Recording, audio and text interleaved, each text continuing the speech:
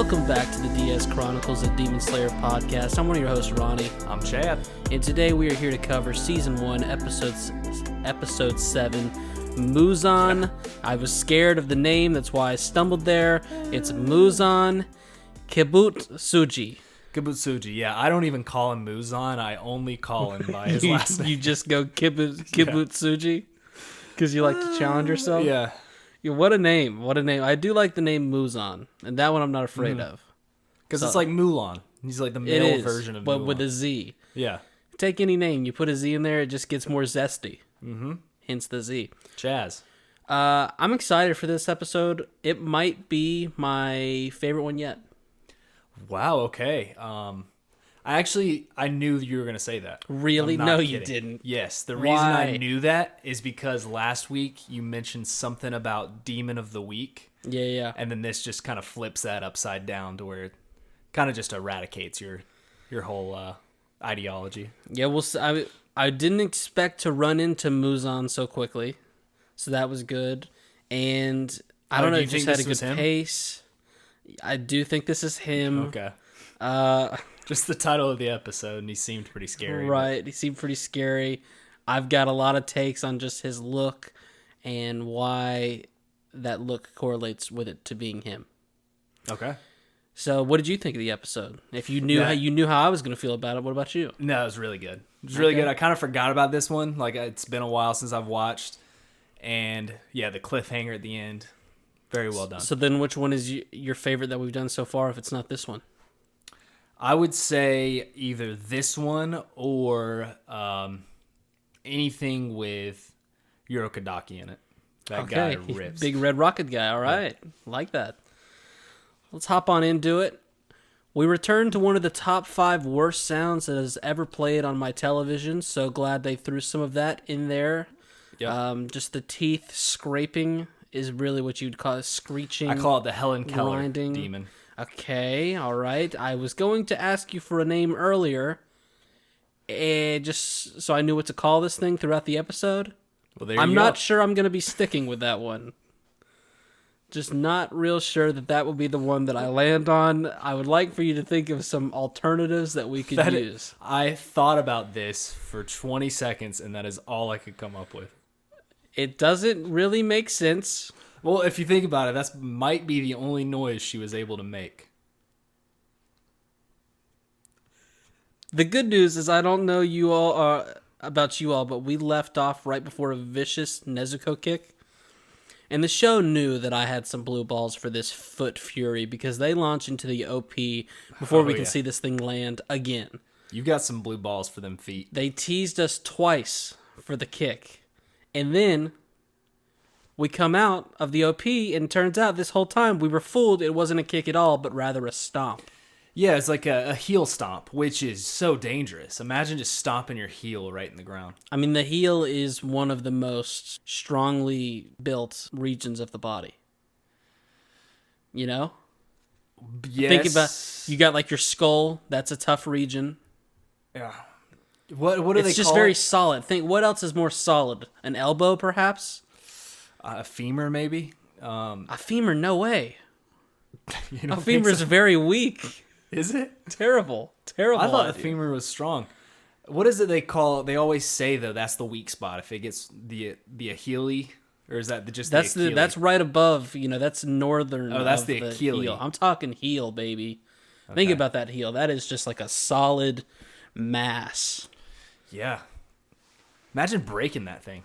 That has to be top 5 like worst pain. You'd get a little taller because you'd be walking around everywhere on your tippy toes. Uh-huh. Sometimes I do that. I'm feeling like I'm going to be 5'3" today. I'm going to act like I broke my heel. So Nezuko almost gets fooled by falling into a hole, but does a sick flip to evade it. I put here too, is it weird that I find her more attractive in this state than in the other state? Describe that. Just when like veins popping out of her head. Veins popping out and like aggressive. Yep, that is weird. That is very weird. That's weird? Okay. Yes. She looks older, that's why. That is weird that you feel that way. So Tanjiro reconsiders how he's been thinking of his sister and realizes that he might not have been needing to treat her like a weak little baby. Like, she is a demon after all, he kind of thinks. So he's like, oh, yeah. I could actually use her in some of these adventures as like a sidekick.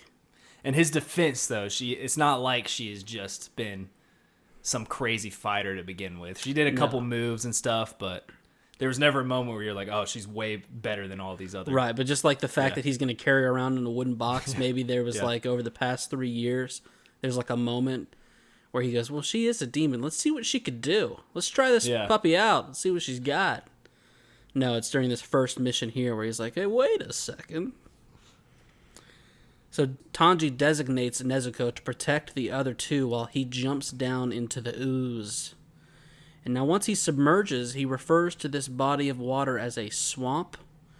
I personally had it as a bog. Okay, you had it as a bog. I had it as a lagoon. Okay.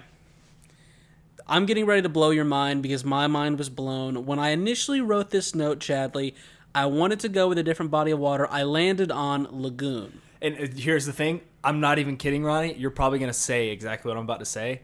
I wrote this down and I go, in my notes, ask Ronnie what lagoon means. Because I don't even know. I've got bad news. I, too, was like, oh, it's a lagoon. Because what did you think? Okay, here's exactly what I thought. What kind of body of water is the Loch Ness Monster does he reside in? I thought, oh, he's definitely in a lagoon. Yeah. Now, come to find out... And SpongeBob, the Goo Lagoon. Everyone knows the Goo Lagoon. SpongeBob Chronicles coming soon. I've got a whole thesis on the Goo Lagoon. Turns out that was one of the things where it was just like they were coming up with a fun name because the lagoon, upon research, very shallow body of water. Okay. And every lagoon that I saw in pictures... Is it always seafront? Was very sea-like, very blue waters. So not it's always salt waters then, I'm guessing. I don't know if it's all salt waters. See, the reason I looked it up in the first place because I was like, egg on my face if I say lagoon, and this turns out to be one of the things that Chaz is very scholared in. He's like, you fucking dweeb. No, a lagoon is clearly a shallow body of water that resides in... So I did my research, and I couldn't call it a lagoon. Yeah. But bog, I'm pretty passionate about bogs now, too. Bog sounds right. Now, I never thought of bog. I thought of lagoon, and I go, I'm purposefully not looking this up because I know I'm going to be wrong when I look it up. And so I go, I'll just ask Ronnie because he'll know. And another thing that I realized while we were talking about that, for the first time ever, this is very exciting. He doesn't have a laptop. He doesn't have a notebook. What I see in front of my cohort Chaz chart right now is a single piece of notebook paper. Yep.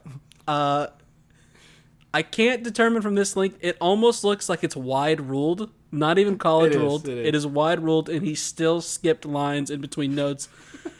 I think making the equal amount of notes that he's taken on this here episode, let me see the back, being 7 lines. It's 1 front page and then half a back page. I believe he wrote 7 notes on this episode. Let's see how we go. Three of them were about lagoons. Oh, we're having fun. All right. So, whatever you choose to call what he's swimming around in, he's here with a bunch of loose apparel that belongs to young women who were murdered. Yeah. Right here is where I say we need a name for this demon. I really still am not very sure about the Helen Keller demon. Well, I've also heard that Helen Keller wasn't real. So there's that, too. Okay, so now we're bringing conspiracies into our Demon Slayer coverage. Apparently it's a fable. They want people to get motivated. So they're like, you know what? Let's make this lady as disabled as possible and say that she just conquered the world. I don't know if I can co-sign Helen Keller demon, but maybe I'll just call it Helen. Okay, yeah. That's better. And I'm not saying that I personally believe, let me just put, this is where, yes, we're a team, but we can be on the forefront of different ideas, different opinions. I do believe Helen Keller was real. I think she went through many trials and tribulations, and we remember it for her. There's a couple euphemisms there, too. Helen, when you dive in the she bog. Was in hell. Hell. Oh. Keller. Oh, the swamp, not her. No, not her. This is back to Demon Slayer. Keller, okay, that rhymes with killer. She wanted to kill herself. Well, that as well, but I was also saying this demon is a killer. It's killed multiple God, people. I keep thinking that you're doing... Okay. So, yeah. I know. Helen, Imagine her just using Braille with her teeth, just being like, "Please kill me." And they're like, "She's so brave." okay, all right. This is going good. The Helens, they're down in the water. They're laughing because turns out there's not a whole lot of air down here. But there is air, though, right? There's just like That was little. weird, dude. Oh, I got some more notes on it right here. But first, the Helens, they're very good swimmers. I don't necessarily know how, why. I did not see, they have horns, kind of like a narwhal, but I don't understand why they are aquatic based. Did you see anything that you were like, oh yeah, I bet they can move? And No, I guess it's just a blood demon art thing. All right. Since they can do that, they can do it. Good answer. Tanji, this is back to the air here. He claims the air was much thinner on the top of Mount Saguri. While elevation is no joke, I've always found it much harder to breathe underwater, no matter how high up I am. Now it makes me think this isn't actually water. This is like a liquid air. It's a different type of... Okay. I mean, oxygen, I don't know. it's right there in the name, H2O. Hydrogen Yeah. to the second power equals oxygen, Yeah. I believe is how... This is a liquid air that's not water, if that makes sense. So I'm on the lookout. Tanji might have gills that we don't know about yet. It could be underneath all that clothing. By the way, I've got a few comments on his clothing this episode, even though it's the same exact outfit he's been wearing all series. Imagine getting his whole get-up wet. He would come out of the water 80 pounds heavier. Yeah. So much fabric that water can soak into. Oh my gosh. Yep. So he does the 6th form of total control water breathing. Personally, one of my favorite forms. Yep. It's a whirlpool, which is very helpful given our current situation, being underwater and having to fight underwater. Thank Little does this God. demon know that this is a water techniquer. Mm-hmm. Okay. I'll never forget watching the 2-episode arc where Tanji mastered all these complex maneuvers and didn't just like pull them out in the middle of the season to our confusion. I'm personally a fan of the 7th, but I'll take the 6th. The 6th, I always go between the 3rd and the 6th, but the whirlpool, it's hard to disagree with it when you see it in action here. The man is one with water, Tanji is. And you a good swimmer? How are you at... if I throw you in the pool, how you looking? I can swim. If you put me out deep in 8 feet, I mean, I you're can swim. You're lengthy, so that's always good when it comes to swim races because, like, when we're doing the horizontal races, which I find is most of them in swimming, there's not a whole lot of vertical ones. You go horizontal most of the time. You get there a little bit quicker than I do because you're just longer. Yeah, I wouldn't say that I'm a fast swimmer, but if you throw me in a 10-foot pool, I could probably... You know your way around it? Yeah, I could probably swim to the sides. Okay. Get out of it. I was always really liked diving. Did you really? I was always the guy, you got something in the bottom of the pool, I'm your man. Okay. Now, I can dive, but I was never... That was never, like, my first choice. And it was brutal because I've always had ear issues, fluid backup, just all kind of situations going on. And you're not supposed to go deep in pools when you got that, but you couldn't keep me out from underneath them. Well, you're like my friend Tommy. You're like his dog growing up. Okay, His dog? Yeah. Okay. That's exactly who you're like. This dog loved balls. Okay, You could throw it. It would just bring ball all the time. That's all I want to do. Fetch, fetch, fetch. That was me. We used to throw weighted balls, and I guess it was like lacrosse balls or something. I don't remember what it was. In the deep end, and it was so obsessed with balls, it would have to swim to the bottom. So it would swim to the bottom of like a 10-foot pool, grab it, swim back up, and then want to do it again. I love a diving And it dog. messed up its ears every time, and that is you. Because it just kept doing it. I remember when I was in 5th grade, I went to this swim camp thing, and near the end of camp, they had this idea, and they threw a bunch of Capri Suns into the bottom of the pool.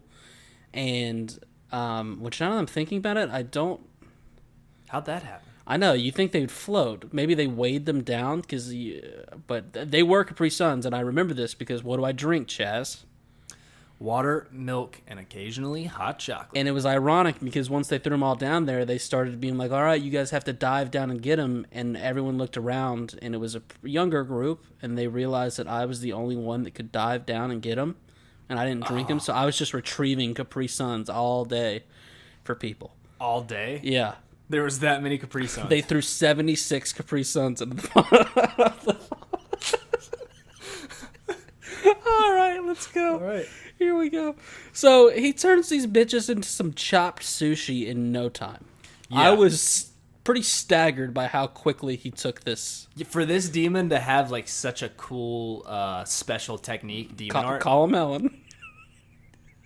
For this Keller, okay, I'll call it Keller, you call it Ellen, to have such special techniques, it's really not that strong, okay? No.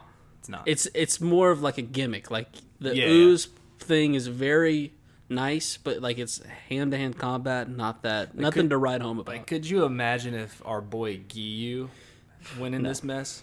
Don't even get me started on Muzan. So, above ground, Nezuko is fighting with Helen, the other Helen. There's 3 of them.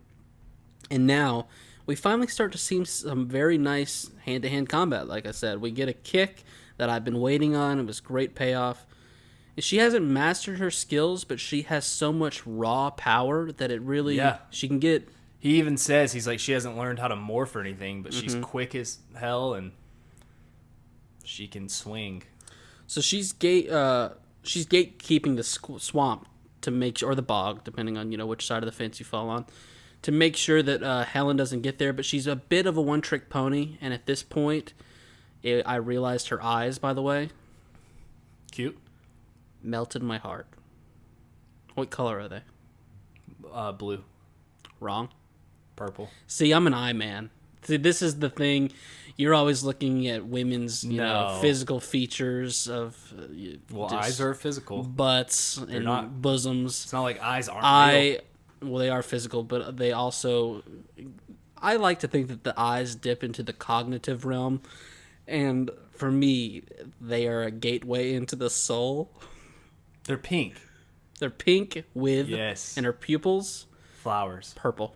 Oh, I thought she had flower pupils. At least at this point in time, when I paused the screen and just They are fanboyed pink, over it for a while. I should have known that. It matches her kimono. Very cute. And so just as Helen starts to get the upper hand, it's a tale as old as time. A white man has to come save the day. It's fucking disgusting. So gross. Yep. She was handling it on her own. They pulled a Captain America. And the demon was the demon was starting to get the upper hand, but young Tanji-san leaves him with no hands. What'd you think about that note that I put in there? That was a good one. Thank you. Look, Ma, no hands.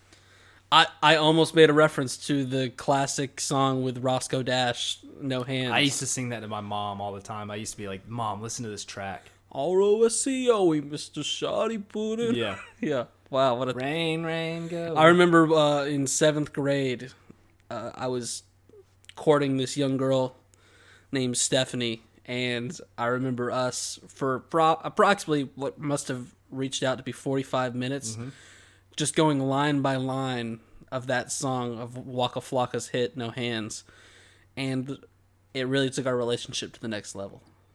I believe it, man. Waka Flocka brought a lot of young kids together. I'd just be like, to Steph, rain, go away. And she'd come back and be like, that's what all my haters.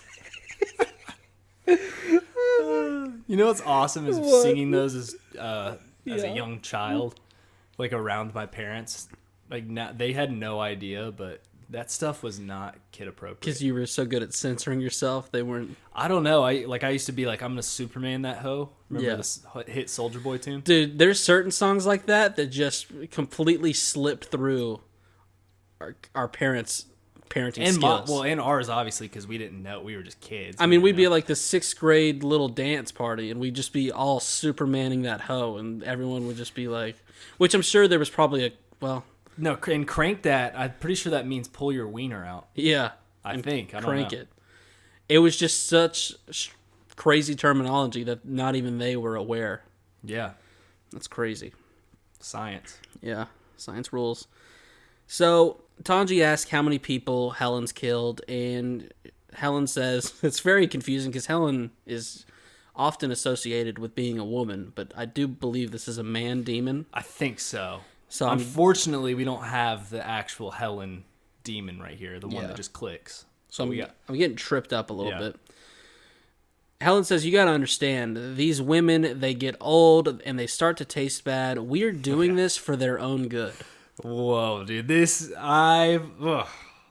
just reeked of your ideology. That's all I could think of. Okay, all right. He's only got one single page of notebook paper, but he's got a couple shots for the Ronster on there. I mean, that's all I could think about. Ideology.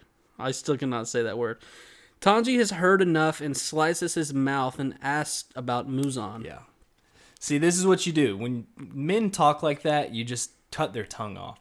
And this is a classic thing right here where you've got an adversary that is on the brink of death. Like, Tanji's got a sword to Helen right now. And he's so scared at the thought of Muzan that he's not even going to try and live another day to try and, fend off Muzan. He's just going to go ahead, not say what Tanji needs to know, and just die right here. And that's what he does. I mean... I wonder, so you think if he did say something that something would happen to him where he'd be like, there's like a curse on him or something like that? I don't know. No. I just think, the idea of what Muzan would do once he got his hands on him... is worse than death? Is worse than Tanji slicing him clean through the neck right here. Okay. Because Muzan, he's a torturer. Just that name sounds like it. Yeah. It's fun because it horrifies the demon as we see a clip of Muzan giving a very crisp quiet sign. He would be line leader, I believe, in most of the schools across America with form like that. It's very good. He's not fucking around. And we reach the calling card. Tanji is wearing a blue scarf like a hood. Very trendy look. The guy just knows fashion. Some people say wearing more clothing than an active firefighter who is currently fighting a fire is not a productive way to fight demons. That's some people. But Tanji says, watch this. Yeah. So we finally get a glimpse of Muzan, who is threatening Helen, and oh my gosh. I don't know about you, and I don't know the name of this type of hat, but stay with me here. Because I had some predictions on this guy. Let me slide by here. He's not wearing a monocle, but is this hat not the equivalent of a monocle? It is. There's actually a nickname given to this guy, and I was wondering if you would say it from his attire that people would call him. So wait, people call him this nickname? Yep. And you're wanting to see if I co-sign the nickname? Yes. Okay. This was back when, obviously, this was airing like 2 years ago. So they were saying this 2 years ago. And I was wondering, I was like, I wonder if Ronnie, if he's going to like put two and two together and be like, oh, this is who he looks like. Oh, okay. Did you have a certain nickname? No, I didn't have anything for him. Because once I say it, I feel like you're going to I know I'm going to be mad. It has something to do with the hat? Yep. Crap, dude. You're gonna. Do you know what the name of the hat is? I believe it is a. This is something I've been working. It's something I've been working on lately. I've been trying to know the names of more hats because to me, it's not a fedora. It's not a fedora. I know the fedora. That one I've mastered. There's like 2 or 3 hats. It's not a fez. Is like acceptable to actually wear, and then all the other ones you're just trying to do too much. But I want to start learning the names of them. So you think he's overdoing it a little bit right here? Well, there is an asterisk next to the comments I just made, because if you look like, if you're a guy, if you're the head of a demon organization, all the rules get thrown out the window. This guy can wear whatever he wants. Yeah, you really can.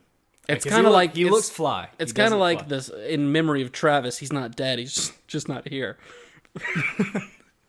It's kind of the Slash effect. Like, Slash, what a ridiculous top hat, but, like, he makes it work. Yep. Yeah, it'd be the same as if you were, like, the head of, like, a crime organization. And to be fair, the top hat might not be a good example because it might be in its own category. Anyone who is so bold enough to wear a top hat, for example, Slash, Abraham Lincoln, 16 presidents of these United States. Was he the 16th or 15th? He was the 16th. Okay. Know your history. They play in a league of their own because the moment that you're bold enough to put on a top hat, you rock the top hat. Because I can't say that I've ever seen someone put on a top hat and me go, dude, no. Yeah, that is true. Yeah. All right. Have you ever put one on? No. Neither have I. Can't say I ran into one. Do you want me to say the nickname? Yeah, what's the nickname? Michael Jackson. Oh, okay, MJ. Yeah, there's a certain... King of Pop. Yeah, there's a certain... I can't remember what videos it's in. Certain music videos where Michael Jackson is pretty much wearing this exact attire. Yeah, no, I'm familiar with. Yeah. I believe maybe the Man in the Mirror. He was wearing this, and there was it was kind of like two of these hats because he was the man in a mirror. He was asking about the man in the mirror. Yeah, right. So was it him or was it the? And guy they're both in the mirror? demons. They are. Oh my gosh, you're right. How about that? Do you think? I guarantee you, the author got inspiration from that. He saw the Thriller video and then saw the Man in the Mirror and said, "This is what I'm gonna write Demon Slayer." Now, your point's well taken. I don't think he saw the Thriller video or else Muzan, and it's still early. He might eventually go this way. He would be wearing a leather jacket. You're right. What if Muzan, all of his outfits are just from different Michael Jackson videos? Now, I've seen one season, but that is something that a show like JoJo's Bizarre Adventure would do. That is definitely. And how they haven't done that, I don't know. So you did finish the first seasons of JoJo? Yes, I did. For podcast coming soon. All right, here we go. We're having fun. He says he's always watching, and if Helen tells anyone of him, he will know right away. Now, we've already kind of covered this. This is why he's so scared. Helen sacks up for one more desperate attack, ended swiftly as Tanjiro slices his head off. Were you getting ready to say something? I was just laughing at the idea of Muzan saying Helen to this guy. Yeah. I like it. I'm excited for the podcasting opportunities because I feel like they're never going to give a lot of these demons names, so we can just have free reign. And we'll come up with good names like a dude named Helen. Yeah. Okay. Meanwhile, Nezuko, we forgot an important fact that he said earlier. Oh, please lay it on me. Forgot about this. Sorry that I had it in my notes too, but we got off track with the Helen topic. He did say while he was fighting Nezuko, how much blood did he give her? Yeah, he did say that. That was such a weird... Because of how quick and strong she was. He was like, how much blood was given to her. Interesting. Very good. Good catch. Love that. Speaking of Nezuko, she's literally been running around all day. She found a nice wall to lean against to get some sleep. She's exhausted. Got those scratch marks on her head.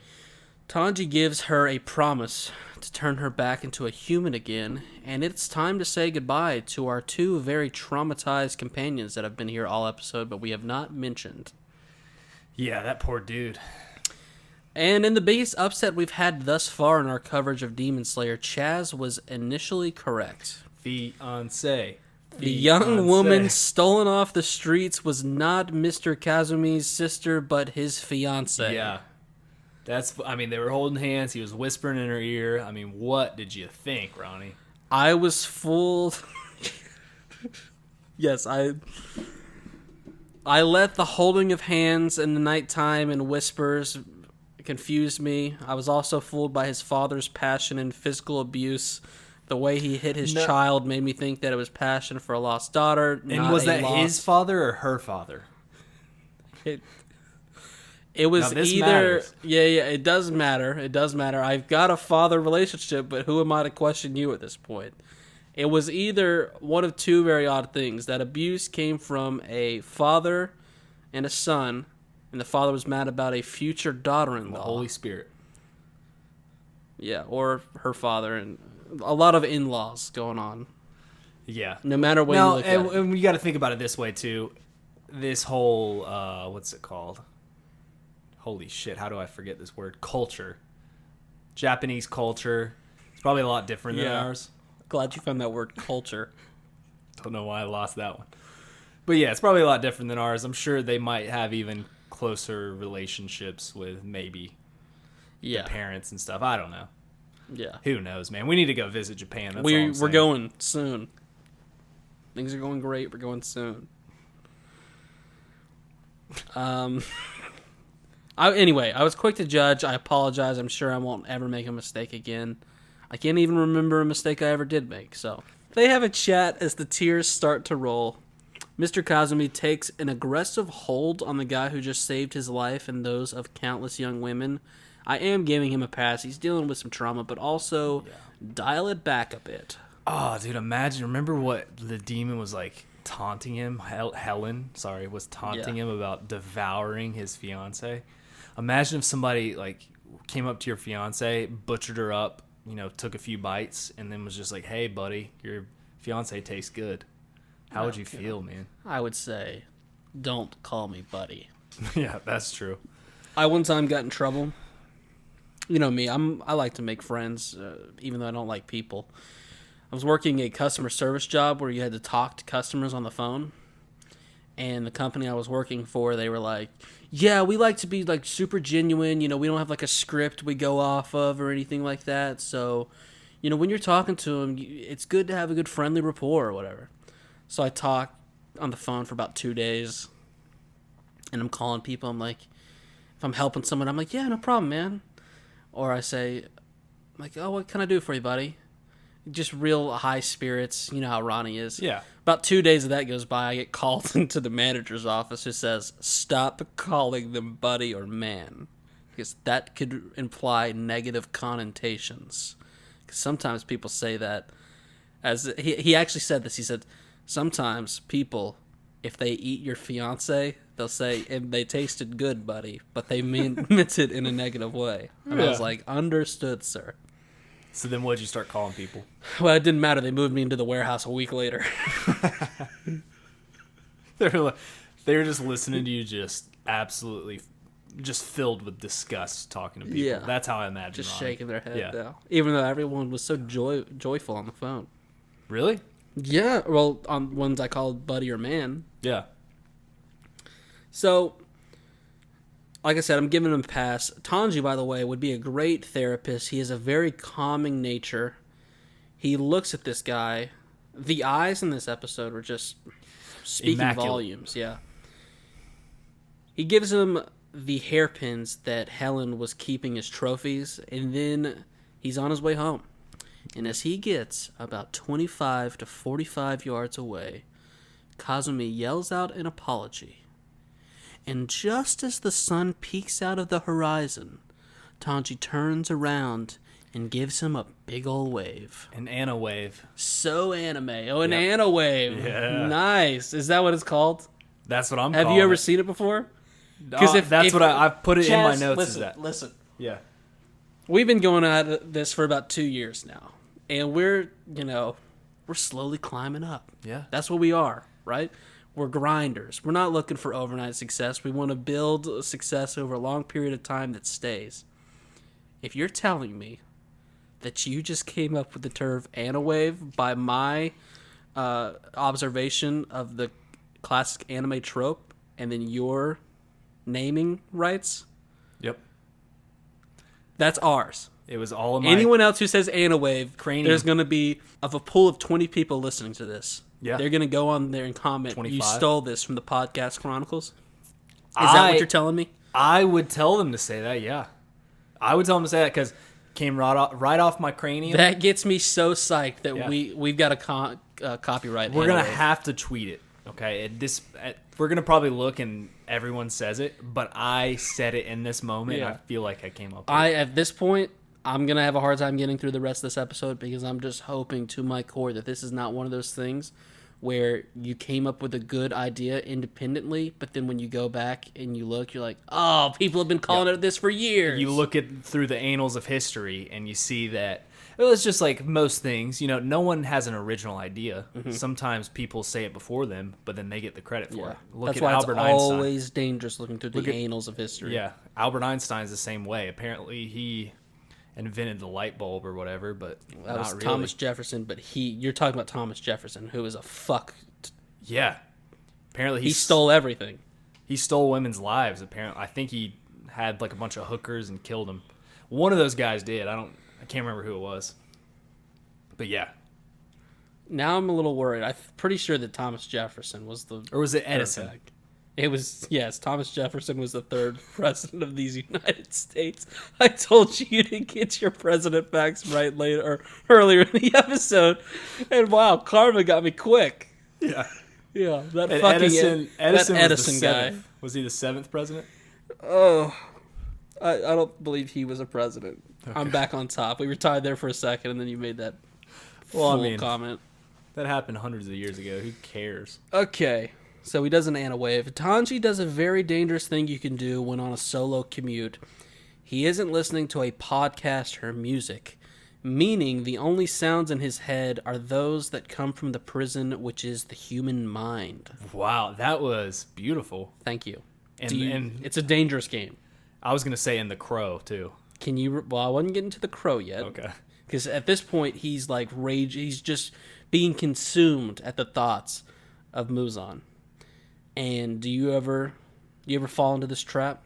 Yes, all the time. Oh my God. Some mornings, you're commuting to work. You're like, I am honestly just don't want to take the time to get my phone out and make sure we're connected to Bluetooth to play something. I don't know what to play. So then the next thing you know, you're halfway down the road and you're like, wow, here I am, 26. Where is my life going? Yes. Yeah. Am I making enough money to be happy? How much money do I have to make to be happy? I don't need that much money, but am I making enough to where I want to... Where is a girl that wants to spend the rest of her life with me? I have not had an intimate touch in 1,000 days. She does not appear to be in this 2017 Honda Civic going down the road at 6:30 a.m. while I'm trying to stay awake. Yeah. It's, then I go to Instagram and I just start looking at boobies. And then I'm like, whoa, I'm spending too much time. So then for the next 5 minutes of the commute, I'm messing around with the AC and really becoming OCD about the air conditioning being on an even number. Yep. All right. Just listen to the podcast Chronicles. We'll help you through that, people. Okay, and this is tension. You got ahead of yourself, but that's fine. This is the best part of the episode. It's tension that can only be broken by a crow call. Yep. Crow soars down, gives the next mission in just a very fun, lighthearted way. There's rainbow imagery, I believe. The voice will never get old. Wow. By the way, I forgot to tell you this. For the past couple episodes, I've been watching in dub. You told me to let you know when I started doing that, because you always dog on dub me. Or sub? I sub, and I always do that too. I've switched over to sub. I started in dub to get some names down. I've now gone to sub. You told me to let you know when I did that because you wanted to ask me something. Or it wasn't even that you wanted to ask me. Who voices... Oh, yeah. Who was it? Tanjiro. Does his voice sound familiar? Don't say it like that. And it's not... You said it fine. It's the way you are supposed to kind of say it, even though if we did that in there... Imagine how annoying it would be if every time we referred to him, we did it like that. I was using my Japanese accent. What really made me mad was your face when you did it, if people could have seen that. No, who is it? You don't know? I'm not as familiar with Japanese voice actors as you are. Ronnie. This one is actually super easy. I will say, though, since you started in dub, now you're in sub, maybe time has elapsed too far. Yeah. But it is the one and only Falco, and you would know this. Really? As soon as you hear Falco's voice again, that's all you'll think about. Mm-hmm. So I'll give you the pass on this because you had a little lapse in time. Thank you. It's great work. But moving from when we had just covered the end of AOT straight into Demon Slayer, I noticed it first episode because I am a original sub watcher. Right. Yep. So he's got his next mission. Tanji isn't as thrilled as I am by this news as he realizes the horrors of a profession that requires you to be on call. And so anyway, if you were excited about that nice town we were just in, wait till you get a look at this city here. Do you know what this city is? Hustling and bustling. I think what is it? Tokyo. Did they call it Tokyo? Yeah. Oh, they called it Tokyo? The Crow called it Tokyo, yeah. You're headed to Tokyo. The Crow is kind of one of the people that, it doesn't matter what he says. I'm just happy he's saying it. Yeah. So I completely missed that. I was looking at the rainbow. If they wanted me to pay attention to where the exact location was. But it's crazy because, we had zero idea that they were this advanced. Mm-hmm. This is pretty modern. So what are you saying? Like at the past few episodes, like just by watching it, you would think that Because they're we're kind of more out in the back in boonies time. or Yeah, whatever. but really, they're just out in the boonies. It's Right. not like Gotcha. Okay, so that makes sense why it's so hustling and bustling. So I had this here in the notes, although if it's Tokyo, it's kind of the Japan equivalent of the city that never sleeps, but it might be the city that only takes a few naps. yeah. Because it's nighttime and they're working pretty hard. So Tanji's in a whole new world now, and I have a question. How am I to believe that he traverses to all these different locations? He's a fast guy. Because if this guy is just hiking everywhere, Seems like he is. I need him to throw in a line where he's like, wow, after 2 months of travel, I've finally reached Tokyo. Well, that is true. I wonder how far away it even is to begin with. Like if it's only like 10 miles off the mountain or something. He went to this one city and I was like, all right, this is just the next town over. We're fine. Yeah. But if I'm just supposed to believe that every new place he goes, I mean, we see wide shots of where he's at. When the crow soared down and talked to him, it was just miles and miles of mountains. There's no way he got there in less than a week if he's just walking and hiking. I mean, You're right. It probably took a week. They need a crow that can like that's big enough to pick him up. Yeah. Because think about it, and that is, once again, talks about the pace of this anime. Other animes, we would just get adventures along the way. Think about how many shows you watch where, like, you're like, okay, we got to go here. And it takes them a whole season to get there. Yeah, and sometimes those adventures are definitely worth it. You're like, damn, that was really good. Then the other times you're like, oh, they just drug it out. But this is just like, no. There will be no adventures.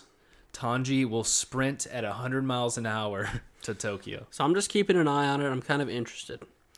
So the first thing he does upon entering this new city is he turns down a dark alley where we see some pretty horrific things. There is a heterosexual couple, Kissing, horrific. against a wall. Just the first two words you while fully clothed. Yeah. Pretty They good. were about to...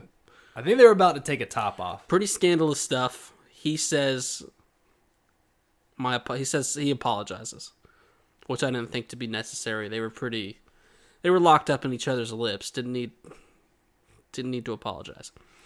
So against all odds, Nezuko is actually awake. Turns out she loves the big city.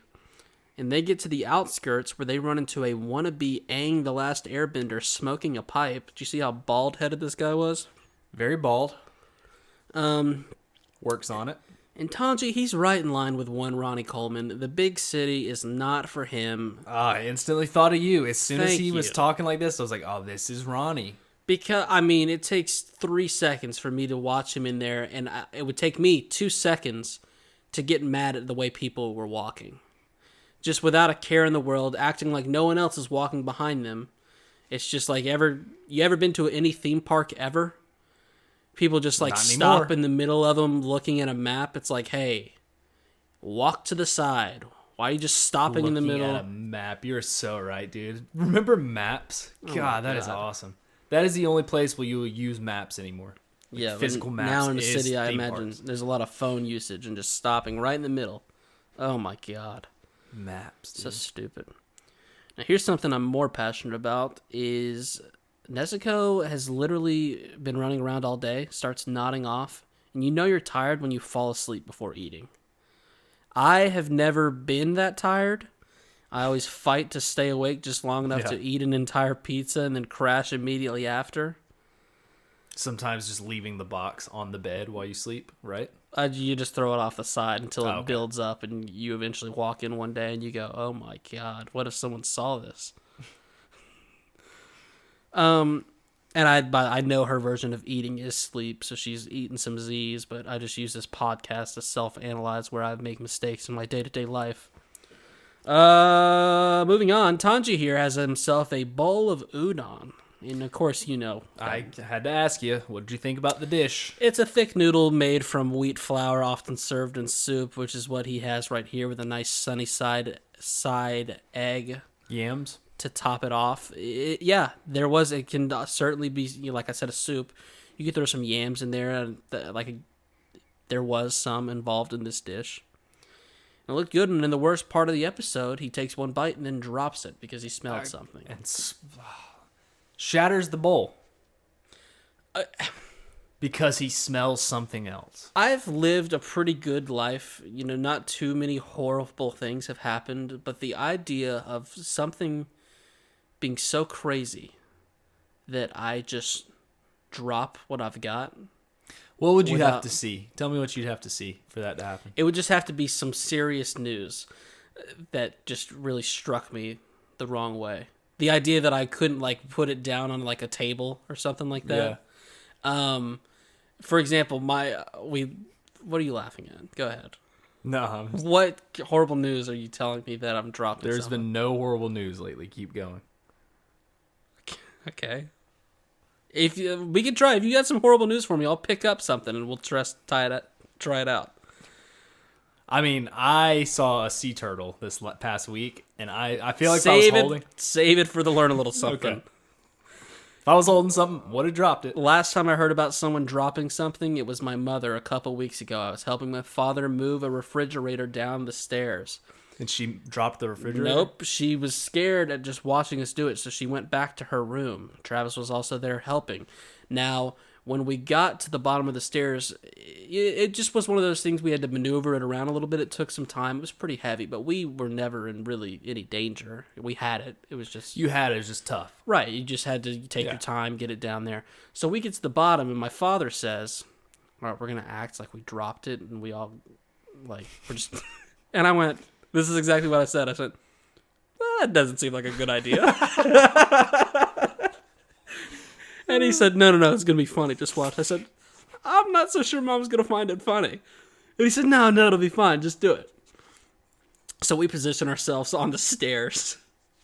And I purposely get in just this ludicrous formation and I get at the top, hoping that my dear sweet mother is going to come out, see me with my legs at weird angles and be like, okay, they're joking. Yeah. Now, my father, he lays beneath me. He goes, all right, you guys ready? And he goes, all right, on the count of 3. 1, 2, 3. Now, I start off a chant that's just something like this. Did you make a loud noise to make it sound? Just wait. Okay. So I'm just doing this. I'm like, all right, I'm going to be I'm so scared for my mom. And I just start going, oh, and kind of hitting in the same pattern just over and over again. No one would fall that way. It would just be a quick burst and stop. Yeah. I just kept going, oh. Now my father, who was kingpin of this awesome plan, just starts going, So my mother runs out of her room so quickly. I see her. She sees me on the staircase. Looks like she just saw a ghost. She's so scared. My dad starts laughing. My mom's clearly shook. She says, I just dropped my nail polish. It's all over the floor. So it worked. And it was perfect. The rest of the night was ruined. She was very mad at my dad. Oh, God. That is awesome. Moving on. Tanji smelled something. And it's the scent, the same one from his house during that tragic day. And it belongs to Muzan Kibutsuji, who in a wild turn of events is a family man. He acts very calm and polite in front of his daughter and wife, but behind their backs, he grows his demon nails and slashes a dude's neck. It's so disturbing. This was so disturbing when... Nail growth? No. Him standing there, Tanji recognizing him, and just him blending in with humanity. You're like, oh, okay. And then he's holding a child. You're like, oh, that is fucked up. So yeah, turns him into a demon who bites his significant other, causing chaos. End of episode. Give me your initial takes here. What? His initial takes. He said, this is the same smell that was at his house. Mm-hmm. Okay, we had the demon earlier saying how much blood did he give Nezuko? Did he accidentally give her some blood in the carnage of eating them? Yeah. And that's how she's like a pretty powerful demon. I know. Once again, I look like a fool. I remember saying that the initial attack wasn't even that skilled of demons. Sounds like it might have been the top guy, but also, like, why was he out there? Exactly. That's the question now. Why was he out there? Why did he potentially let her live, or if it was an accident? Yeah. And, yeah, why would he be all the way out there? So it's all very intriguing for the story. This is probably what, like, sold me into the show, where I'm like, I've kind of been watching, enjoying it, but now I'm like, okay, now I really want to know where they're going with this. Because it's a classic of the bad guy who's living a straight life on the other end, and he's got how does it even work? Demons, they're still shooting that splooge juice and can reproduce, or is it an adopted situation? Did he find a family and was like, Or he just completely stole the identity of some dude? Yeah, did he take her to dinner even though he doesn't need to eat other than the human blood, and was like, listen, I feel like I could be a great father for little Yuji. I think her name's Yuji. So are they not confused when he's like, sorry guys, I can't hang out with y'all during the daytime? They're right. Like, what? Yeah. There's a lot of layers to it. And he's definitely got a crow of his own. I know the crow is like the Demon Slayer's things, but when you got a guy who's living in Tokyo, in the big city, he's got a crow of his own. Yep. He didn't have a monocle. He's got a equivalent that is a hat, and he's got a crow. For sure. It's a live monocle. It's a crow. Yeah. So. All right. Well, what a great episode. You got anything else? No, that was a really good one. I agree with you. It probably is my favorite so far. Oh, it came around after a fun recap. So we haven't said this the last few times, but email us at thepodcastchronicles@gmail.com. Email us. Someone leave an iTunes review. The Spotify numbers have been going up pretty good. I've been watching those, but no one has left a review in so long. Yeah. It can be bad if you don't like us and for some reason you're still here. I mean, at this point, minutes. even just like me seeing the number go up one is just big for me. Yeah. Also, Patreon. Yeah, I always do that. Patreon.com/podcastchronic. You get one more episode a week. Right now, we're just having fun doing Learn a Little Somethings with Ronny and Chad, where we just talk and have a good time. But eventually, we might start throwing in some like special anime coverages. Yeah, classics. We're waiting for the people over there to decide. They're all having a war with each other. Well, and we might have to make like a tweet or something asking people that maybe haven't signed up if they would want to, if we covered. Oh yeah, I see where you're going. Sailor Moon or something. Yeah, I've heard good things about it. Want to see it. I've been Ronnie. I've been Chatty. Peace.